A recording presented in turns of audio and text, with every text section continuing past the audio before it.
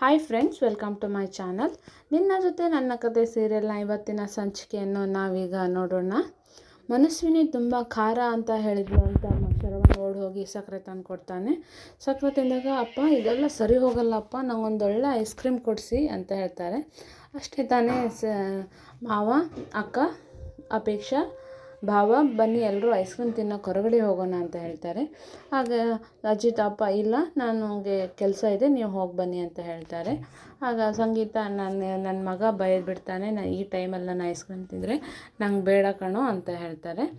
ಅಪೇಕ್ಷಾ, ಹೊರಗಡೆ ತುಂಬ ಚಳಿ ಇದೆ ಮಾವ, ನನಗೇನಾದರೂ ಜ್ವರ ಬಂದುಬಿಟ್ರೆ ನನಗೆ ಬೇಡ, ನೀವೇ ಹೋಗಿ ತಿನ್ಕೊಂಬನ್ನಿ ಅಂತ ಹೇಳ್ತಾರೆ.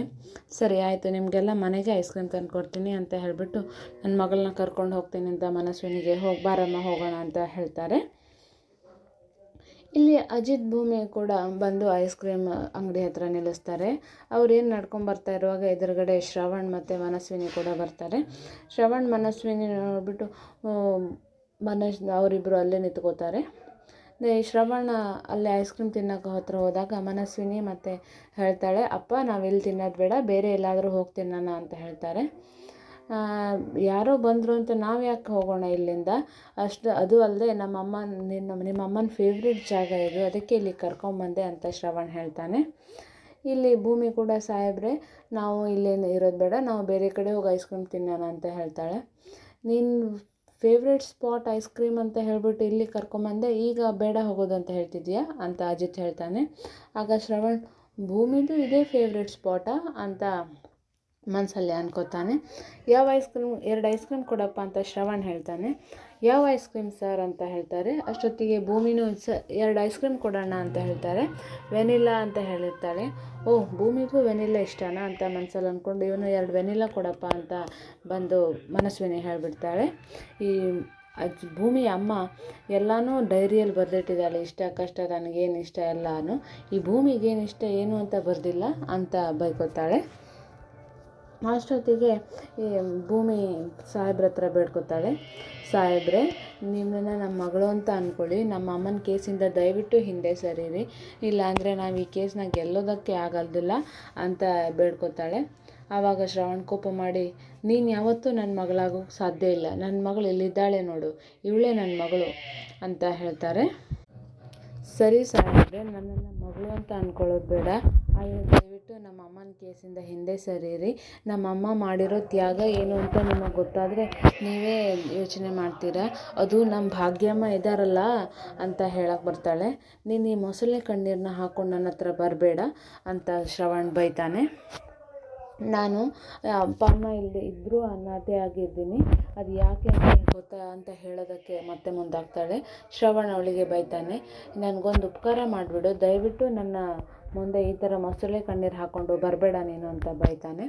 ಆಗ ಅಜಿತ್ ಅವಳನ್ನ ಕರೆದು ಬೈತಾನೆ, ಭೂಮಿ ಬಾಯಲ್ಲಿ ಅಂಥ ಕಾರಣನೇ ಇಲ್ಲದೆ ಇರೋರ ಹತ್ರ ಹೋಗ್ಬಿಟ್ಟು ಕೇಳ್ತಾ ಇದೆಯಲ್ಲ ನೀನು, ನಿನಗೆ ಗೊತ್ತಾಗಲ್ವಾ ಅಂತ ಬೈತಾನೆ. ಆಗ ಮನಸ್ವಿನಿ, ಅಜಿತ್ ಇವ್ರು ನಿಮ್ಮ ಮಾವ, ಅವ್ರಿಗೆ ಹಾಗೆಲ್ಲ ಮಾತಾಡಬೇಡ ಅಂತ ಹೇಳ್ತಾರೆ. ನೀನು ಬಾಯಿ ಮುಚ್ಕೊಂಡು ನಿಮ್ಗೇನು ಕೆಲಸಕ್ಕೆ ಬಂದಿದೆಯೋ ಅದನ್ನು ಮಾಡ್ಕೊಂಡು ಹೊರಡ್ತಾ ಇರು ಅಂತ ಹೇಳಿ ಬೈಯಕ್ಕೆ ಹೋಗ್ತಾನೆ.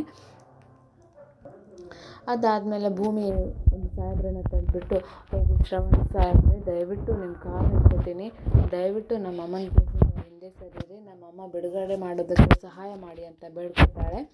ಇನ್ನೇನು ಶ್ರವಣ್ ಮನಸ್ಕರ್ಗಿ ಅವಳ ಕೈಯನ್ನು ತಲೆ ಮೇಲೆ ಇಡಬೇಕು, ಆಗ ಮನಸ್ವಿನ ಅಡ್ಡ ಬಂದು ಅವಳನ್ನ ಎಳೆದ್ಬಿಟ್ಟು, ನೀನು ಈ ಥರ ನಾಟಕ ಮಾಡ್ಕೊಂಡು ಮತ್ತೆ ಮತ್ತೆ ಬರಬೇಡ ಅಂತ ಹೇಳಿಬಿಟ್ಟು ಬೈತಾಳೆ. ಆಗ ಅಜಿತ್ಗೆ ಕೋಪ ಬಂದು, ಮನಸ್ವಿನಿ ಅಂತ ಜೋರಾಗಿ ಕಿರ್ಚುತ್ತಾನೆ.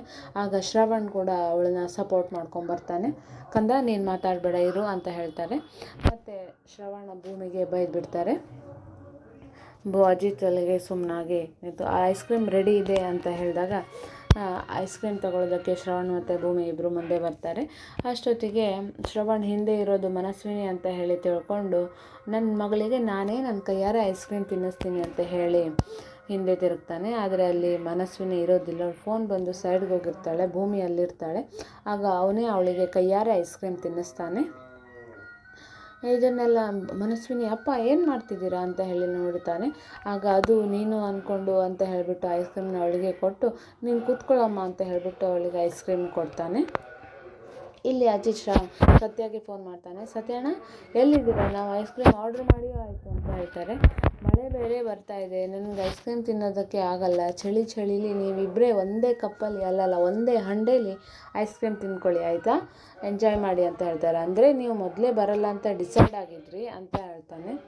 ಆಗ ಸರಿ ಆಯ್ತು, ನಾಳೆ ಬನ್ನಿ, ನಿಮ್ಮನ್ನು ನೋಡ್ಕೋತೀನಿ ಅಂತ ಹೇಳಿಬಿಟ್ಟು ಅಜಿತ್ ಫೋನ್ ಕಟ್ ಮಾಡ್ತಾನೆ. ಇಲ್ಲಿ ಅಪ್ಪು ಅಜಿತ್ ಎಷ್ಟು ಬೇಡ ಅಂದ್ರೂ ಇವಳನ್ನು ಕರ್ಕೊಂಡು ಹೊರಗಡೆ ಹೋಗಿದ್ದಾನೆ, ಏನು ಮಾಡ್ತಿರ್ಬೋದು ಅಂತ ಹೇಳಿಬಿಟ್ಟು ಇಮ್ಯಾಜಿನೇಷನಲ್ಲಿ ಅಜಿತ್ ಭೂಮಿ ರೇನ್ ಡ್ಯಾನ್ಸ್ ಮಾಡ್ತಿರೋ ಹಾಗೆ ಕನಸು ಕಾಣ್ತಾ ಇರ್ತಾಳೆ. ಅಜ್ಜಿ ಬಂದು ಬೈತಾರೆ, ನಿನ್ನ ತಮ್ಮನ ಬಗ್ಗೆ ನೀನು ಈ ಥರ ಕನಸು ಕಾಣೋದು ತಪ್ಪಲ್ವಾ ಅಂತ ಹೇಳ್ತಾರೆ. ಅಯ್ಯೋ ಈ ಥರ ಇಂಥದ್ದು ಎಷ್ಟು ರೊಮ್ಯಾನ್ಸ್ ನಮ್ಮ ಮುಂದೆನೇ ತೋರಿಸಿಲ್ಲ ಅಂತ ಹೇಳ್ತಾರೆ. ಆದರೂ ನನಗೆ ಈ ಥರ ಎಲ್ಲ ಇಷ್ಟ ಆಗಲ್ಲಪ್ಪ ಅಂತ ಹೇಳ್ತಾರೆ.